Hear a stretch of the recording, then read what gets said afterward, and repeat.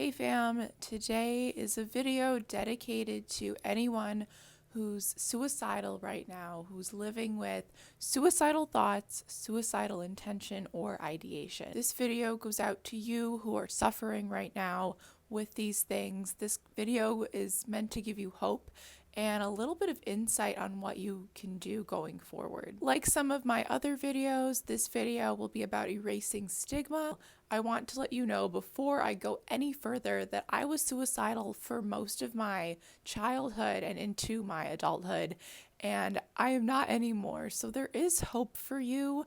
You have a purpose here. You are amazing and you are meant to be here. You would not wake up each and every day if you weren't meant to be here. So this video is going to be highly centered around shame, and shame is something you are probably very familiar with if you have been or are suicidal. Remember when I was suicidal, I did not sleep at night, yet when I finally fell asleep in the early morning hours, I would dread getting out of bed. I couldn't get out of bed.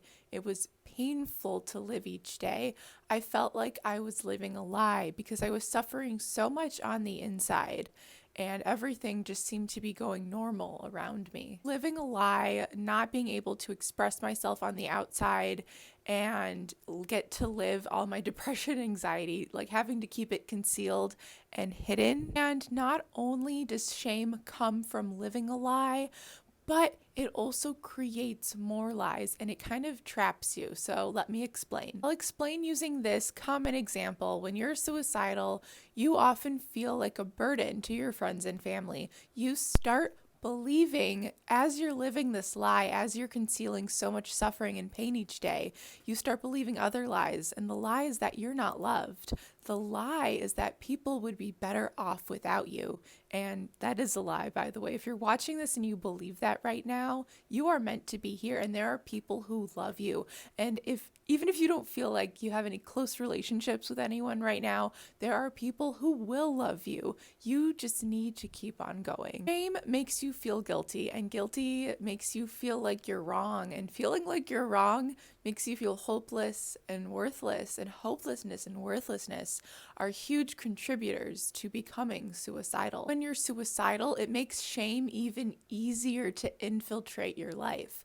It makes it harder to break out of the shame that is controlling you. Whenever I say suicide is like a disease in any of my videos, I'm really talking about the shame it brings on, because it does. It traps you in a cycle. Once you start living that lie and you start living in shame, the shame just keeps on snowballing and snowballing because it makes you go deeper and deeper into your depression and your hopelessness. And the more you're suffering and the more your outside life differs from your inside life, the heavier and more quickly the shame piles on. But what can you do as someone who is suicidal to break out of this cycle of shame that is weighing you down? And the best way to break out of shame is to take the first step and let it out. And depending on how far deep you are into this cycle of shame, it's going to be difficult. Letting it out to people is difficult. You feel like you're already burdening them by just existing. So why would you feel safe enough and want to let it out to them? Wouldn't that be just more of a burden to them? It would be a burden if you died. It would be devastating if you died. Your friends and family would rather you let it out to them or help lead you to the right people who can listen and help you than lose you. You are too important to leave like that. There are always people to listen, even if you're just calling the National Suicide Prevention Hotline, which I'll include in my description. That being said, I also know how our society sets us up so much to not want to let things out, to really keep a concealed front on all the time. If you've ever felt like you've had to wear a mask in this world, that you can't even show who you truly are because who you are is so undeniably broken, I want you to know that, first of all, you're not alone. And second of all, this world still needs to do a better job to making it a safe space for conversation. For those of you who are suicidal or who have been through a suicidal period in your life, take what I'm going to say next as a part of your purpose in this world. Let this give you a purpose. Let this give you a reason to live. You have experience being suicidal. That means you have a job now to go out and help people who are struggling in the same way. If you are watching this video right now, I am giving you a mission to go out and help others, to save lives. And if you are going through it right now, I'm giving you the mission to both heal and help heal others. As a society, we need to encourage others to live out their truth, no matter how raw, honest, and dark it is. Social media makes this extra hard, and I think the increase of putting on a front for social media, making it a highlight reel, that has increased to the suicides in our world because it makes people feel they can't live out their truest selves.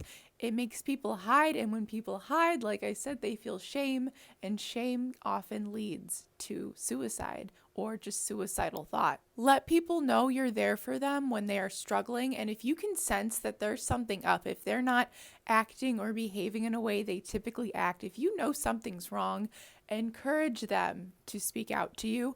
Don't just say, if you need me, I'm here. Say, I want to hear what's up. I want to be there for you. Also, no matter who you are, it's important to live each day out with as much compassion and empathy as humanly possible. You never know when someone is going through it. You never know when someone is suffering on the inside, especially because people who are suicidal hide so much on a daily basis. You never have a right to unfairly judge someone, and never be like a Karen and be rude to people for selfish reasons.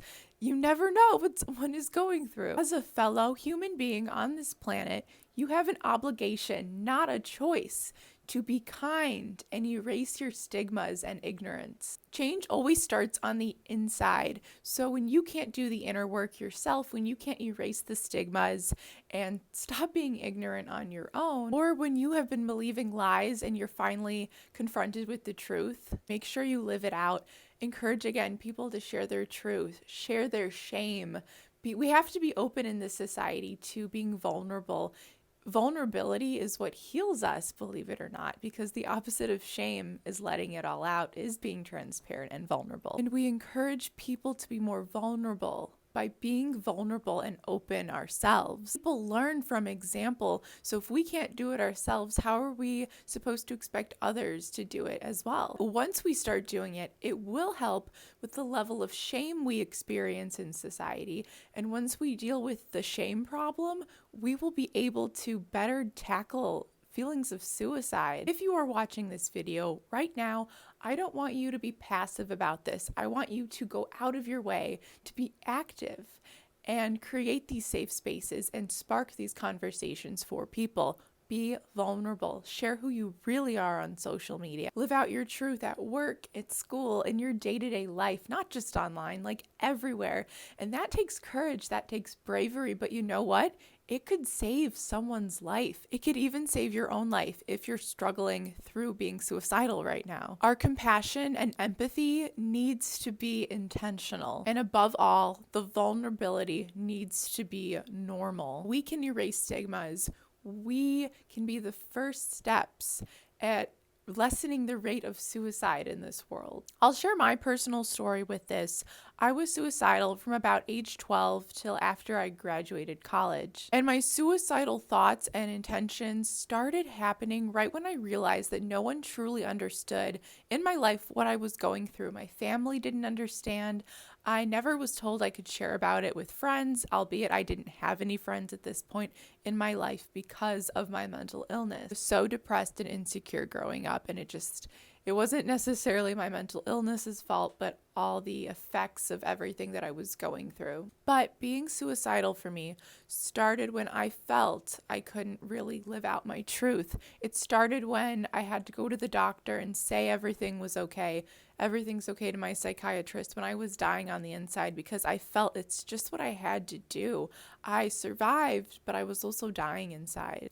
And I lived with the shame of living a lie every single day growing up. And that shame almost took my life 3 times. Had I felt there was a safe space, a safe person or group of people, even at school, that I could reach out to, probably wouldn't have been so lost in the cycle of shame, and I probably wouldn't have been as suicidal as I was growing up. I look back at middle school and high school, I look back at it as a very dark period in my life. And the Bible tells us we are not meant to feel shame as people.